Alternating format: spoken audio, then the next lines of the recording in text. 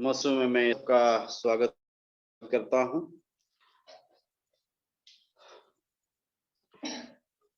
आज का मेरा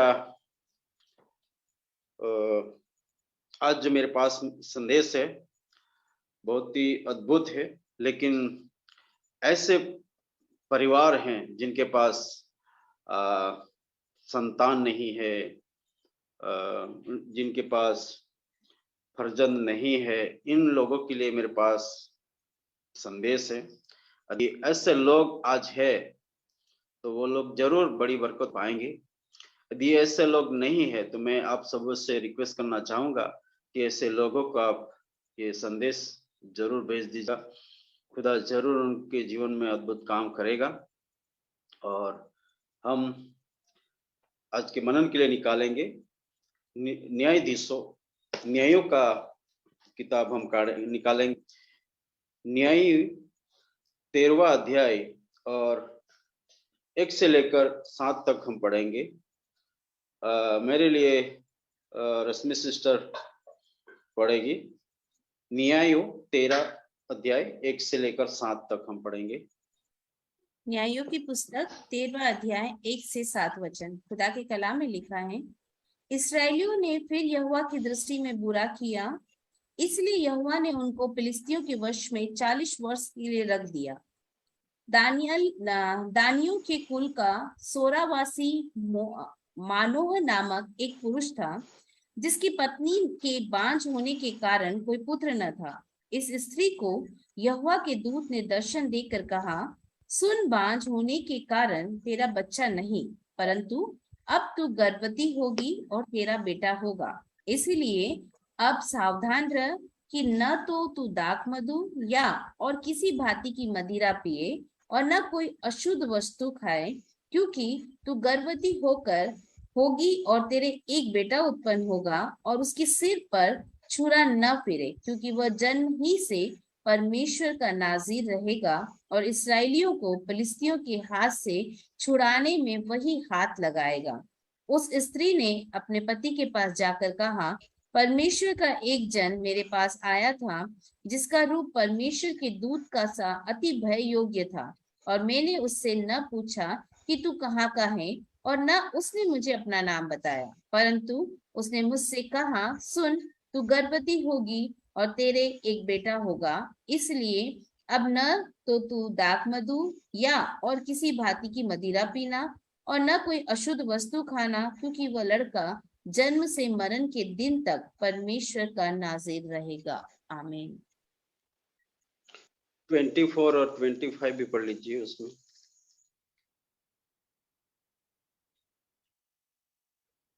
24 और 25 भी पढ़ लीजिए। उसमें 13 का 24 और 25।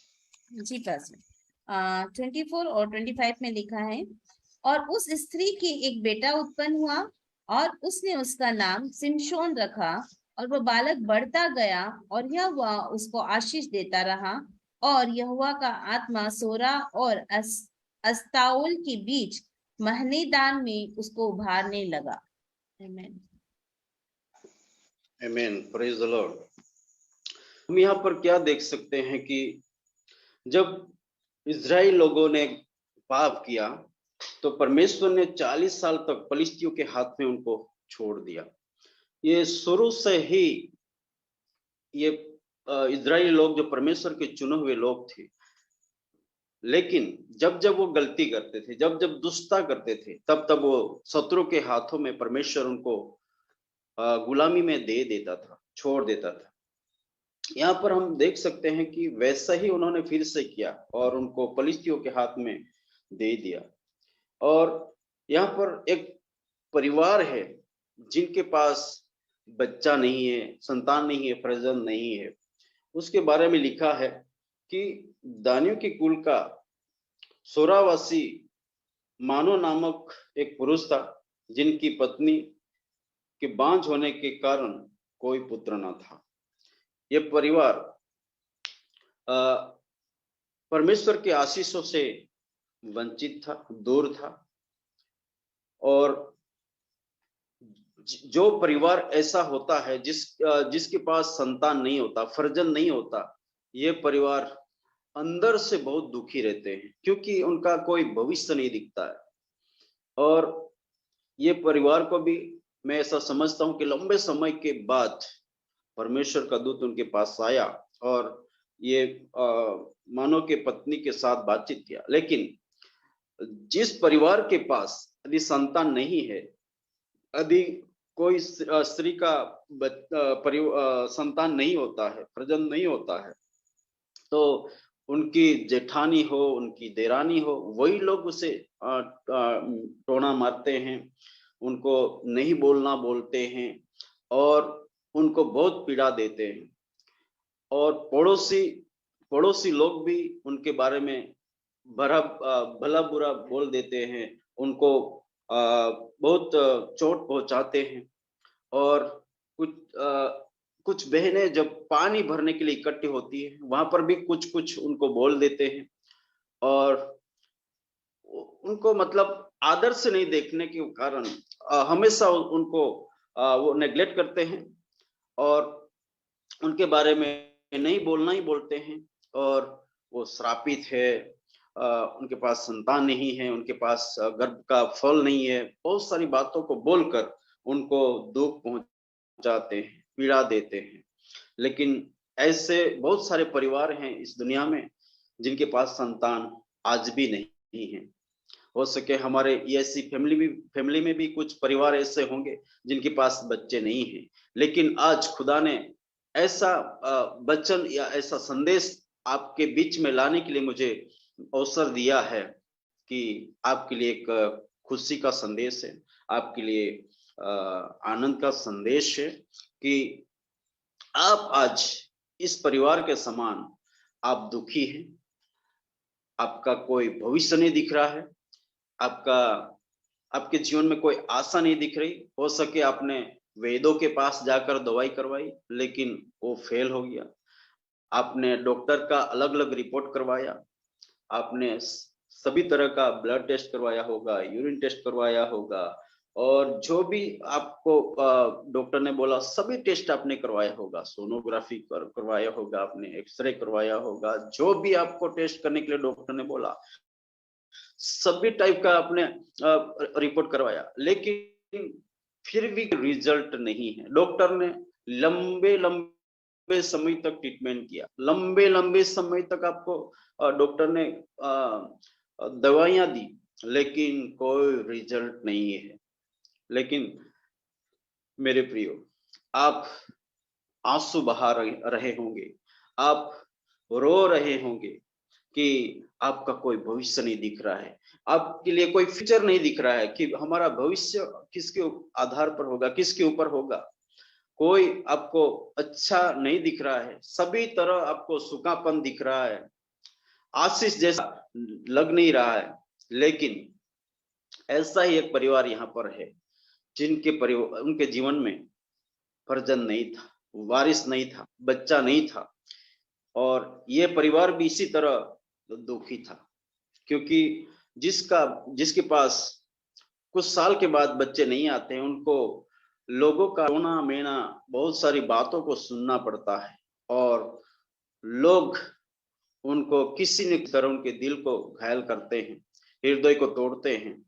ऐसे कुछ लोग यदि ऐसे रास्ते में भी मिल जाए तो रास्ते में भी उनको बोलते हैं, यदि पानी भरने जाए वहां पर भी कुछ न कुछ बोलते ही रहते हैं और इसी तरह से उनको बहुत पीड़ा देते हैं। इसी तरह यहाँ पर एक परिवार है और ये पूरा इज़राइल गुलामी में है। लेकिन यहाँ पर क्या देखते हैं कि ये परिवार में स्त्री के पास परमेश्वर का स्वर्गदूत आता है और ये स्त्री से बातचीत करता है कि आप बांझ है, लेकिन सुन, बांझ होने के कारण आपके पास बच्चा नहीं है, परंतु तो अब गर्भवती होगी, और उसने कहा कि आपके दो बेटा होगा।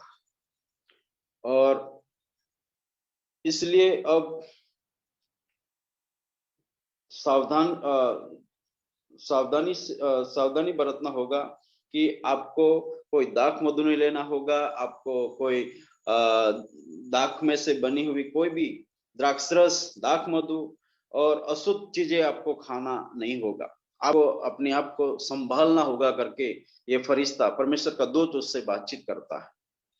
और वो जब आपका बेटा बड़ा होगा तो इजराइल के लिए वो आगेवानी करेगा, इजराइलों के लिए वो फलिस्तियों से लड़ेगा और आप इजराइलियों को वो विजय दिलाएगा, उसमें से वो छुटकारा दिलाएगा, मुक्त करेगा करके उससे बातचीत करता। लेकिन ये स्त्री एकदम से वो समझ नहीं पाती कि ये फरिश्ता है, स्वर्गदूत है। इसलिए वो अपने जब पति से बातचीत करती है कि मेरे पास आज परमेश्वर का एक जन आया था जिसने ऐसी ऐसी मेरे साथ बात की कि आपको गर्भ रहेगा, आप गर्भवती हो जाओगी और आपसे एक बेटा होगा जो इजराइलों के लिए और अपना हाथ लगाएगा, मतलब इजराइलों के लिए वो लड़ेगा, इजराइलों के लिए वो आगेवानी करेगा। ऐसा करके मुझे उस जन ने बातचीत किया और मुझे कहा कि आपको दाख मधु नहीं पीना है, आपको द्राक्षरस नहीं लेना है, आपको अशुद्ध चीज को नहीं खाना है, और वो जन्म से लेकर मरने तक हाजिरी रहेगा और उसके बाल नहीं कटेंगे, उसके सर पर सरा नहीं चलेगा। ऐसा करके मुझसे बातचीत किया। तब मानव ने वो समझ गया कि परमेश्वर ने उनके दूत को भेजा होगा। तब उसने दुआ करना शुरू किया कि हे परमेश्वर, जो आप हमें एक संतान देने जा रहे हैं, आप जो हमें बेटा देने जा रहे हैं, वो किस तरह का होगा और वो क्या करेगा और उसके लिए हमें क्या क्या ध्यान देना पड़ेगा, ये सारी बातों को हमें सिखाने के लिए फिर से एक बार उस फरी को, उस स्वर्गदूत को हमारे पास भेजिए ताकि हम अच्छे से सुने और जैसे हमको बताया जाएगा उसी तरह से हम अपने आप को रखेंगे और उस बच्चे को भी हम इस तरह से संभालेंगे और मेरी वाइफ भी इसी तरह से अपने आप को ध्यान दे सके। और परमेश्वर ने मानव की प्रार्थना को सुना और स्वर्गदूत को फिर से भेजा। जब वो स्त्री मैदान में थी उस समय वो फरिश्ता, वो स्वर्गदूत उस पास आया। जैसे वो पहचान गई और दौड़ उसके पति के पास पहुंची और उसको बुला कर लाई और वो मानो उसके पीछे पीछे आया और उसके पास आकर मानो ने पूछा, क्या तू पहली बार जो मेरी ये स्त्री से बातचीत किया वही आप है? उसने कहा कि हाँ वही हूँ मैं। तो आप हमें बताइए कि हमें क्या क्या ध्यान देना है, क्या हमें सावधानी बरतनी पड़ेगी।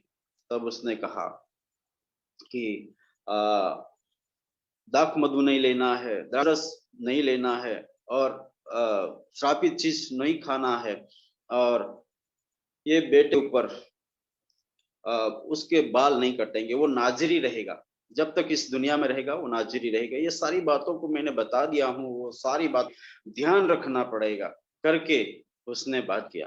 फिर जैसे हमने 24 और 25 में हमने पढ़ा, लेकिन उससे पहले वो मानो ने जब स्वर्गदूत की बातों को सुना तो उसने कहा कि मैं आपके लिए कुछ बनाना चाहता हूँ। उसने कहा कि मेरे लिए कुछ नहीं बनाना, मैं कुछ भी नहीं खाऊंगा, लेकिन आप यदि होम बलि चढ़ाना चाहे तो आप चढ़ा सकते हैं करके उसने कहा। और उन्होंने वेदी बनाई, उसके ऊपर उन्होंने बकरा काट कर वो बलि चढ़ाया। उसके बाद वो जो उसमें आग लगी, वो आग में होकर वो स्वर्गदूत आकाश की ओर चला गया।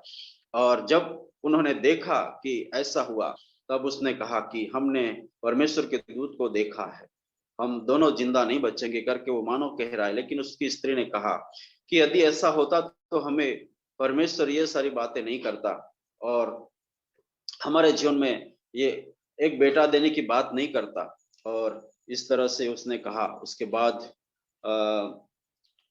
उनको वो स्त्री को गर्भ रहता है, उसके बाद उसका एक बेटा होता है, उसका नाम वो सैमसन रखते हैं और वो बड़ा होता है। जैसे वो बड़ा होता है परमेश्वर उसे आशीषित करता है, परमेश्वर उसे बढ़ाता है और परमेश्वर का आत्मा उसे प्रेरणा देता है, अगुवाई करने लगता है कि उसको क्या करना चाहिए।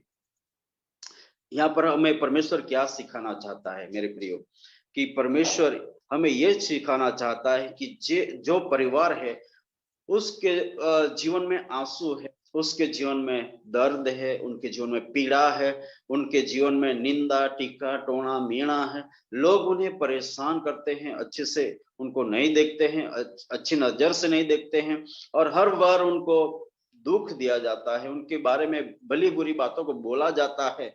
लेकिन ऐसे परिवार में खुदा ऐसा काम करता है कि ऐसा बेटा उनको देता है, लंबे समय के बाद उनको मिला, लेकिन परमेश्वर ऐसा बेटा देता है कि परमेश्वर उस बेटे को आशीष देता है, उस बेटे को परमेश्वर बढ़ाता है, और उस बेटे को परमेश्वर का रूप बातचीत करने लगता है, परमेश्वर की आत्मा उनसे उन्हें अगुवाई करने लगती है।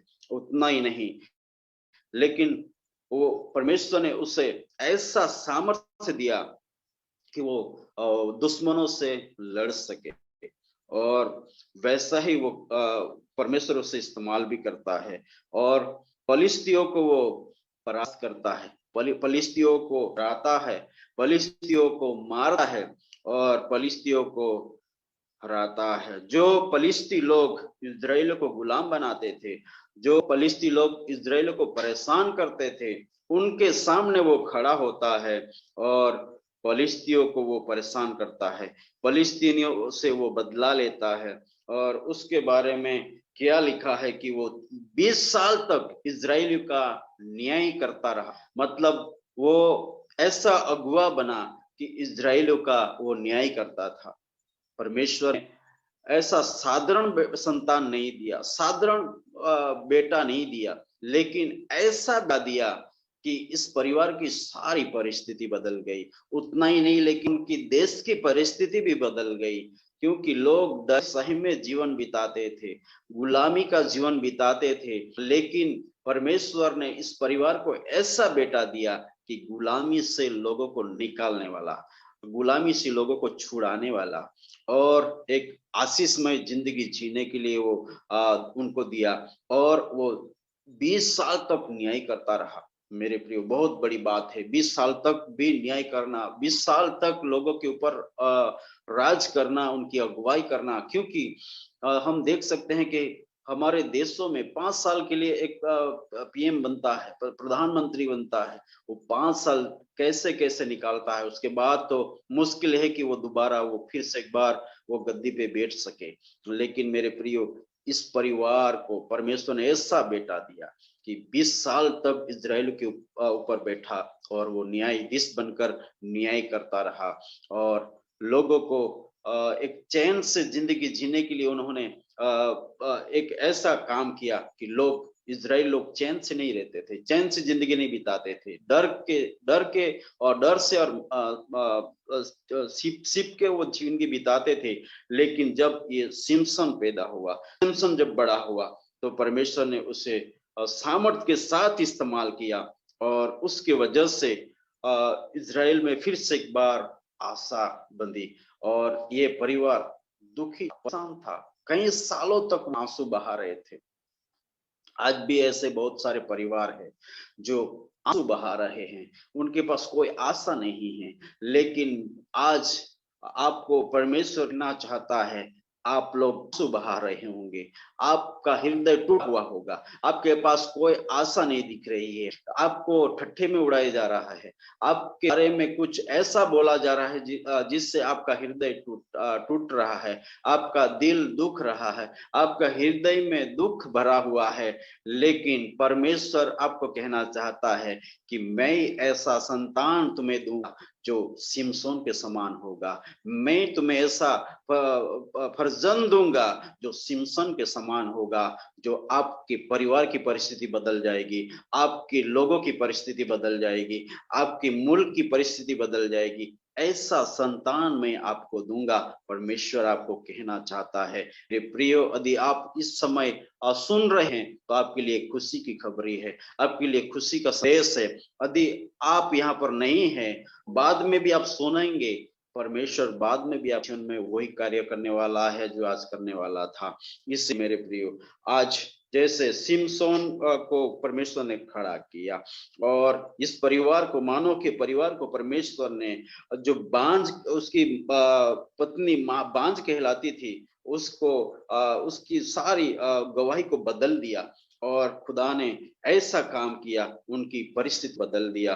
और वही परमेश्वर आपके जीवन में वही कार्य करना चाहता है। और एक परिवार के बारे में मैं हम देखना चाहते हैं, पहला शमूएल, और हम निकालेंगे पहला अध्याय, और उसमें हम यदि पढ़ेंगे तो हमारे पास ज्यादा टाइम है, उसकी वजह से हम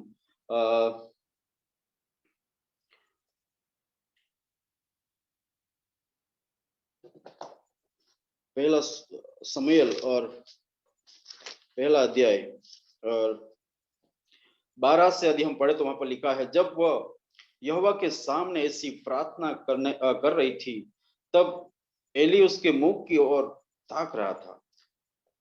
हन्ना मनी मन कह रही थी, उसके होठ तो हिलते थे, परंतु उसका शब्द न सुन पड़ता था। इसलिए एली ने समझा कि वह नशे में है। तब एली ने उससे कहा, तू कब तक नशे में रहेगी?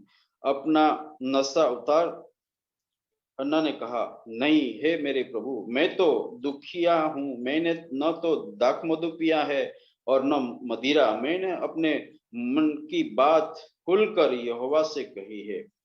अपनी दासी को ओसी स्त्री न जान। जो कुछ मैंने अब तक कहा है वह बहुत ही शोकित होने और चिढ़ाए जाने के कारण कहा है।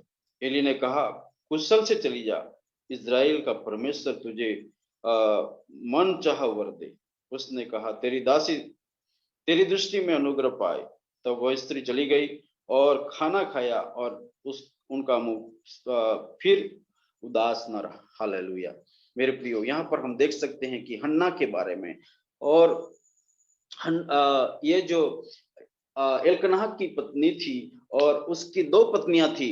एक जो थी, उसका बच्चे होते थे, जब ये हन्ना का बच्चा नहीं होता था, तो उसकी जो दूसरी पत्नी थी, वो भी उससे चिढ़ाती थी, वो भी उससे परेशान करती थी, और उसके जो आसपास में रहने वाली बहनें थी, वो भी उससे परेशान करती थी। तो वो बहुत परेशान हो जाती थी। कभी कभी तो वो खाना नहीं खाती थी, और ऐसे ही सो जाती थी। जब वो इल्कना उसे कहता था, क्या 10 बच्चों से ज्यादा मैं आपके लिए नहीं हूं क्या? ऐसा करके उसे समझाता भी था, लेकिन वो बहुत दुखी हो जाती थी, और वो खाना नहीं खाती थी, क्योंकि उसे उसकी जो दूसरी पत्नी थी, वो भी उसे बहुत परेशान कर देती थी। इस वजह से वो बहुत परेशान रहती थी।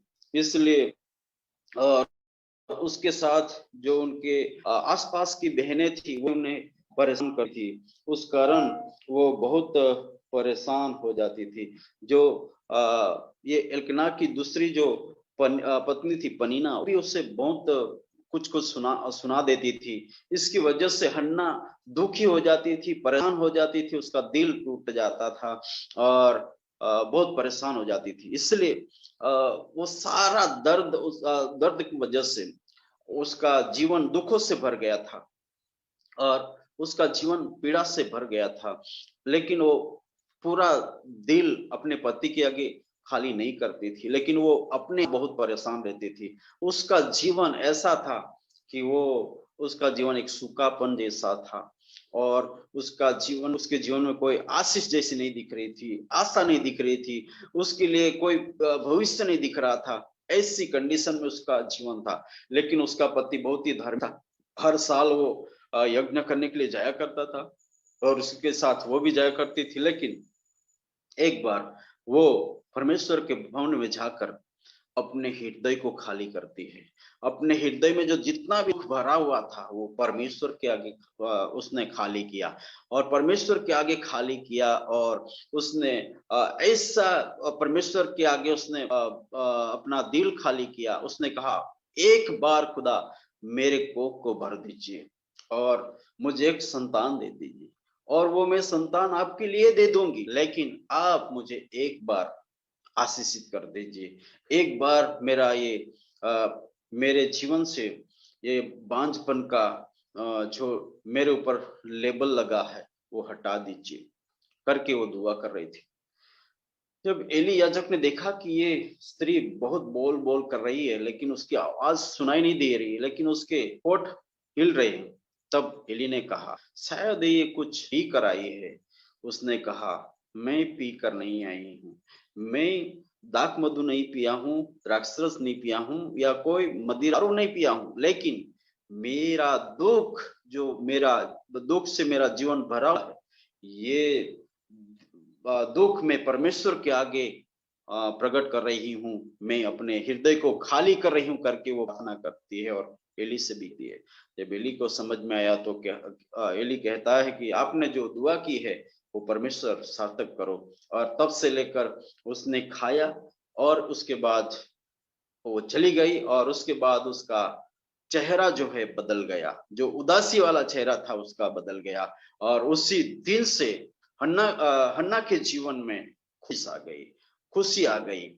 और तो उसको हर दिन आंसू बहाना पड़ता, किसी न किसी को सुनना पड़ता था, आजू बाजू वाले का सुनना पड़ता था, नहीं तो आखिर में उसकी पति की दूसरी जो पत्नी थी पनीना, उसका भी सुनना ही पड़ता था और वो कभी भी खुश नहीं रहती थी।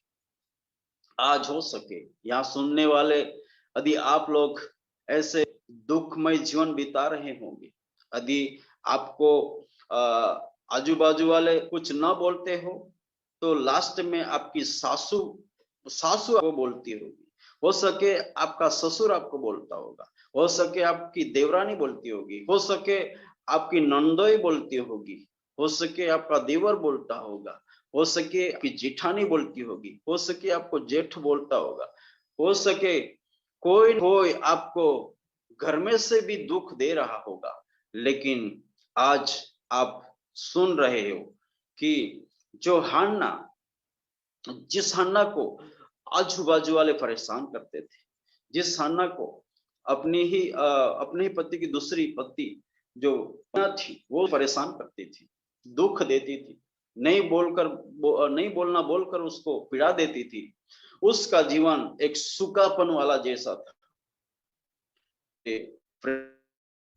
आज आपके जीवन में भी खुदा वैसा ही काम करेगा जैसा हन्ना के जीवन में काम किया। अपना हृदय खुदा के आगे खाली किया, किसी इंसान के आगे मत खाली करिए, किसी इंसान के आगे जाकर आप खाली करेंगे, इंसान आपको और आपका दुख बढ़ा देगा, इंसान आपको और दुखी कर देगा या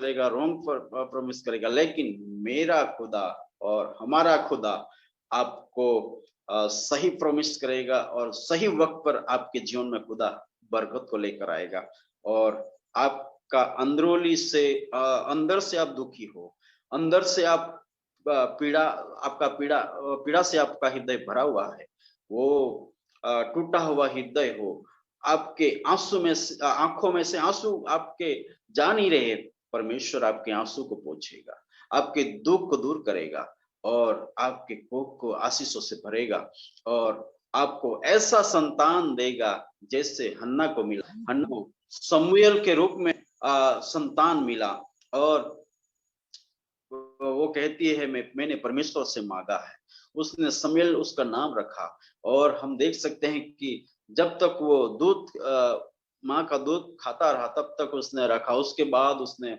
परमेश्वर के भवन में जाकर एली याजक से कहा, जो स्त्री यहाँ पर आकर दुआ कर रही थी वही स्त्री मैं हूँ, इस बच्चे के लिए मैं दुआ कर रही थी वो खुदा ने मुझे दिया और जैसे मैंने खुदा से वाचा बांधी थी वैसे ही मैं खुदा को देने के लिए आई हूँ करके वो बात करती है।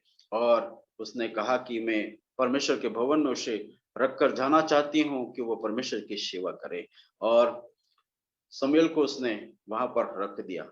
मेरे प्रियो, वो कैसा शमूएल कैसा बना, वो शमूएल कैसा संतान खुदा ने हन्ना को दिया, छोटी उम्र में खुदा की आवाज को सुनने लगा। हालेलुया, क्या ही बड़ी बात है। जो अब तक तो वो समझ नहीं पाता था, ऐसी उम्र में था वो, एकदम छोटी छोटी उम्र में था, लेकिन खुदा शमूएल से बातचीत करने लगा। इज़राइल में आने वाले दिनों में वो क्या करने जा रहा है उस बात को प्रकट करने लगा। और मेरे प्रियो, शमूएल दर्शन देखने लगा। शमूएल दर्शन देखने लगा। पहली बात कि वो परमेश्वर की आवाज को सुनने लगा। दूसरी बात कि परमेश्वर से दर्शन देखने लगा। और तीसरी बात कि वो एक न्यायाधीश भी बना, इज़राइल में वो न्यायाधीश भी बना। और चौथी बात कि वो एक प्रबोधक भी बना। और एली का मृत्यु होने के बाद वो वहां का सेवा भी करने वाला बना। मेरे प्रियो, आज यदि आप हन्ना के समान यदि आप आंसू बहा रहे हैं, आप आपका जीवन बहुत सारे लोगों ने टोना मेना मार कर तोड़ दिया हो, आपका हृदय तोड़ दिया हो, आगे की जिंदगी जीने के लिए आपको इच्छा नहीं हो रही है, आपका कोई भविष्य नहीं दिख रहा है, आपको कोई आशा नहीं दिख रहा है कि हम बुजुर्ग हो जाएंगे, हम बूढ़े हो जाएंगे, हमें कौन देखेगा, हम हमारी कौन चिंता करेगा, हमें हमारी परवरिश कौन करेगा। बहुत सारी बातों को लेकर आप चिंतित हो सकते हैं। आज तो हम देख सकते हैं रियल बेटा भी बहुत बार माता पिताओं को छोड़ देता है, माता पिताओं को घर से निकाल लेता है, माता पिताओं को एक कोठरी में रखे रखता है। बहुत सारे बहू भी ऐसी आती है जो माता पिताओं को ध्यान नहीं देती है, सास ससुर को ध्यान नहीं देती है। लेकिन जिसके पास तो कुछ भी नहीं है, जिसके पास तो बेटा भी नहीं है, वो लोग क्या सोचते होंगे कि हमारा भविष्य कैसा होगा, हमें बुढ़ापे में हमें कौन संभालेगा, बुढ़ापे में हमें कौन हमारी परवरिश करेगा, हमें कौन खाना देगा, हमारे लिए कौन सुविधा देगा। बहुत सारी बातें उनके जीवन में चल रही होगी। लेकिन मेरे प्रियो, जैसे हन्ना भी वही सोच रही हो, वैसा ही सोच रही थी, वो सोच सोच कर वो रो रही थी, सुन सुन कर रो रही थी। लेकिन परमेश्वर ने ऐसा बेटा दिया कि मेरे प्रियो, परमेश्वर का कार्य करने वाला निकला और परमेश्वर की आवाज को सुनने वाला निकला, परमेश्वर से दर्शन पाने वाला निकला और एक अद्भुत प्रबोधक निकला और लोगों को न्याय करने वाला निकला। मेरे प्रियो, ऐसा संतान परमेश्वर ने इस परिवार में दिया जो उन्होंने कभी कल्पना नहीं की थी, जिन्होंने कभी सोचा नहीं था। हाँ मेरे प्रियो, वही परमेश्वर जिसकी हम आराधना करते हैं, वो आपकी और हमारी चिंता करता है, आपकी और मेरी चिंता करता है। और लोग तो लोगों के नजरिए से देखते हैं, लोग तो लोगों के हिसाब से सोचते हैं, लोग तो लोगों के हिसाब से बोलते हैं। लेकिन आपका और मेरा खुदा जो करता है वो अद्भुत करने वाला खुदा है। वो अद्भुत आशीष देता है, अद्भुत आशीष के रूप में संतान को देता है। मेरे प्रियो, हन्ना की परिस्थिति को खुदा ने बदल दिया, उसके उसके जीवन की सारी परिस्थिति को बदल दिया। उसने एक संतान यदि खुदा को वापिस उसने दिया, लेकिन 5 संतान और उसने दिया, 3 बेटे और 2 बेटी के रूप में खुदा ने फिर से एक बार उसको आशीष के रूप में दिया। और उसका पहला बेटा खुदा की सेवकाई के लिए मेरे प्रियो काम आया। और इसी तरह खुदा ने हन्ना की सारी परिस्थिति को बदल दिया।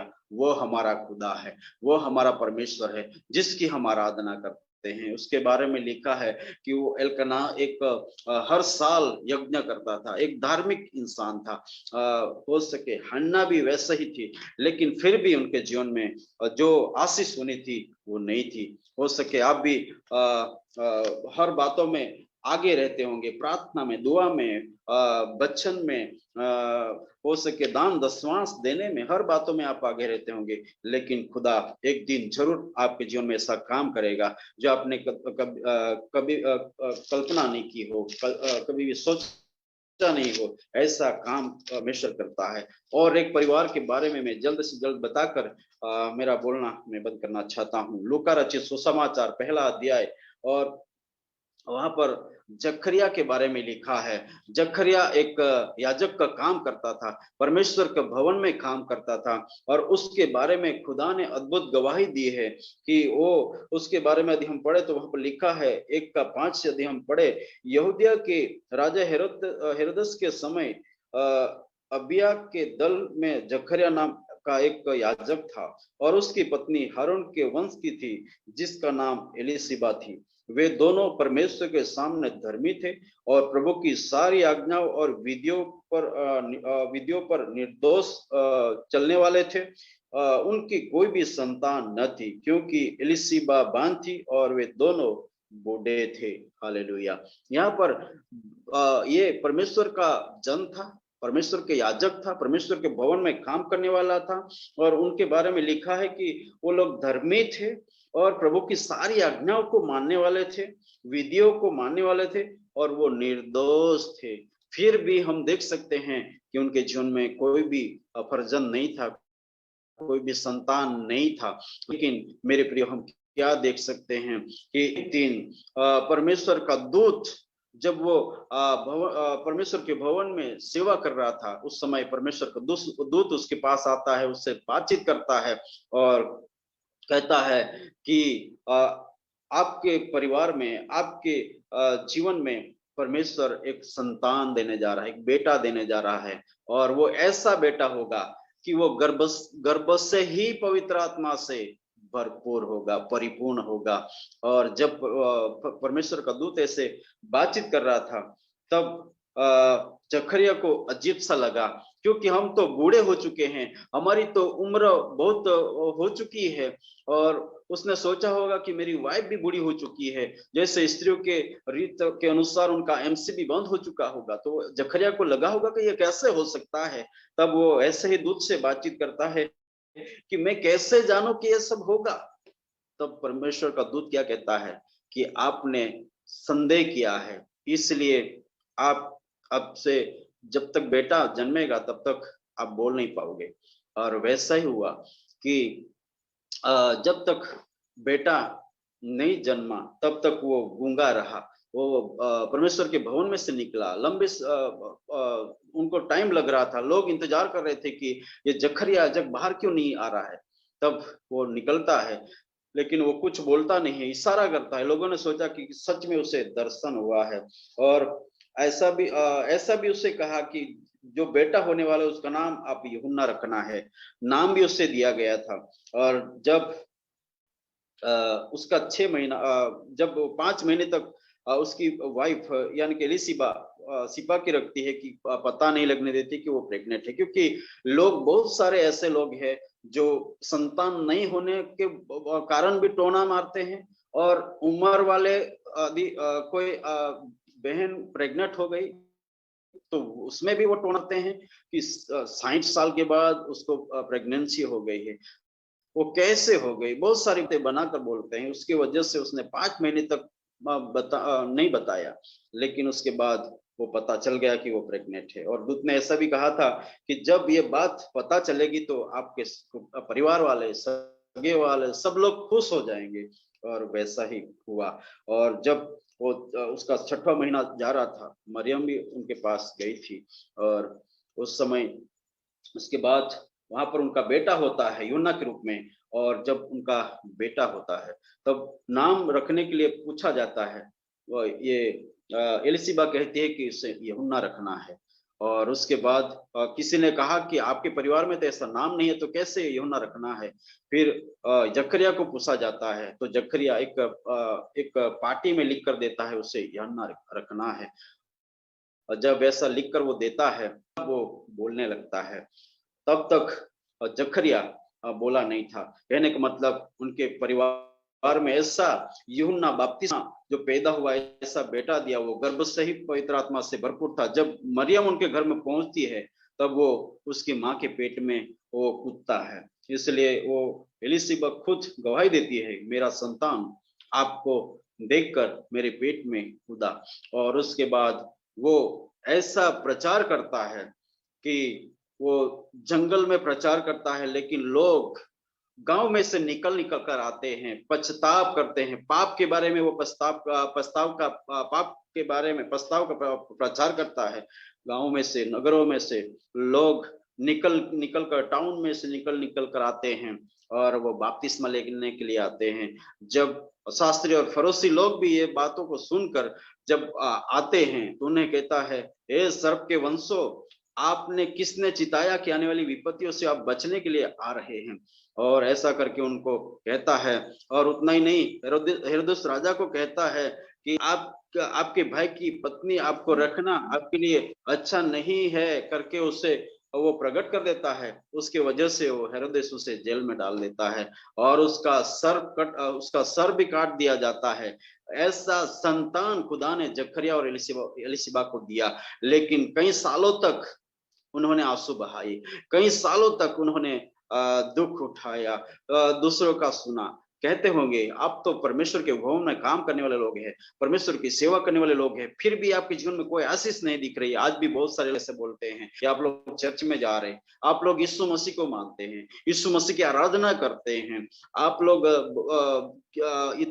इतनी सारी प्रेयर करते हैं, इतने सारे दान दशाओं से लेकर सब कुछ करते हैं, अच्छे काम करते हैं, भले काम करते हैं, फिर भी आपके जीवन में कोई आशीष नहीं है। आप परमेश्वर का वचन के अनुसार जीते हैं, परमेश्वर की आज्ञाओं को मानते हैं, फिर भी आपके जीवन में आशीष नहीं है। बहुत सारी बातों को लोगों की सुनना पड़ता है, लेकिन ऐसे सुनने वाले लोगों, आज आप सुन लीजिए कि आपको परमेश्वर यूहन्ना के समान ऐसा बेटा देगा जो चुनौती पड़कार देकर प्रचार करने वाला होगा, परमेश्वर की सेवकाई करने वाला होगा। जैसे यूहन्ना जंगल में प्रचार करता था, लेकिन लोग गांव में से, शहरों में से, टाउन में से निकलकर आते थे, पछताव करते थे और बपतिस्मा लेने के लिए आते थे। वैसा ही खुदा आपको ऐसा बेटा देगा कि आपकी घर की परिस्थिति बदल जाएगी, आपके जीवन की परिस्थिति बदल जाएगी, आपके जीवन में आशा नहीं है वो आशा आ जाएगी, और आपका कोई भविष्य नहीं था आपके लिए भविष्य बन जाएगा। वो खुदा जिसने मानो को दिया, जिसने हन्ना और एल्कना को दिया, जिसने जकरिया और एलिशबा को दिया, वही खुदा आपको, जो भी जिसके पास संतान नहीं है उसको परमेश्वर आशीष देगा। लेकिन इब्राहिम और सारा के समान कभी दिमाग नहीं दौड़े, क्योंकि उन्होंने रॉन्ग दिमाग दौड़ाया और उसने हजरा को ले लिया और उससे इस्माइल उन्होंने पैदा कर दिया। लेकिन परमेश्वर ने कहा वो संतान आपका नहीं होगा, आपके द्वारा होगा, वही संतान होगा। आज बहुत सारे लोग पैसे ज्यादा होने के कारण अपना दिमाग दौड़ाते हैं, कुछ लोग खरीद लेते हैं, कुछ लोग टेस्ट ट्यूब लगा लेते हैं, लेकिन उसमें परमेश्वर की आशीष नहीं है। मेरे प्रियो, हम जब बाइबल कॉलेज में राजस्थान में थे, मैं वहां से कच्ची बस्ती में सेवा करने के लिए जाया करता था। तो वहां पर एक आंटी रहती थी, वो कैथोलिक थी, केरलियन थी, और वो कोई हॉस्पिटल नर्स का काम करती थी। उसने अच्छा घर बनाया था, लेकिन उसके पास कोई संतान नहीं था, और हम उसके पास जाते थे और उसके लिए दुआ करते थे। एक दिन उसने सारी गवाही उसने बताई कि मेरा कोई संतान नहीं, लेकिन मैंने एक संतान लिया, मैंने दत्तक लिया, उससे बड़ा किया, पाला पोसा, पढ़ाया, उसको गवर्नमेंट जॉब मिली पुलिस के रूप में, उसकी शादी भी करवा दी, लेकिन आज वो मेरे साथ नहीं है। उसने अलग जीना शुरू कर दिया। मेरा कोई फर्क नहीं पड़ा। वो उसका कहने का मतलब था कि मैंने छोटे से लेकर बड़ा किया, पढ़ाया, उसके पीछे कितने पैसे मैंने खर्च किए, लेकिन मुझे कुछ भी नहीं मिला। आज भी मेरी परिस्थिति वही है। उसने घर भी अच्छा बनाया था क्योंकि वो जॉब करती थी, मेरे प्रियो। लेकिन कहने का मतलब कि जिसके पास पैसे हैं वो लोग क्या करना चाहते हैं, खरीदना चाहते हैं, दत्तक लेना चाहते हैं, दूसरा दिमाग दौड़ाते हैं। लेकिन खुदा के ऊपर भरोसा करिए, खुदा के ऊपर विश्वास करिए। खुदा समय जरूर लेता है, लेकिन यदि लेता है तो उसके लिए वैसा ही आशीषों से भरा हुआ संतान आपको मिलेगा। जितना भी समय लेता है खुदा के समय पर देता है, और खुदा आपको ऐसा संतान देगा जैसे मानव को दिया सैमसन के रूप में, जैसे हन्ना को मिला शमूएल के रूप में, जैसे जकरिया को मिला यूहन्ना के रूप में, वैसा ही संतान आपको देगा। और जो लोग आज नहीं है उनको भी ये संदेश पहुंचाइए, ये वचन उनके पास भी पहुंचाइए, ताकि वो लोग सुनकर आशीषित हो जाए। और जितने भी लोग इस समय सुन रहे थे, हम सबको खुदा बड़ी बरकत देने पाए। आमीन।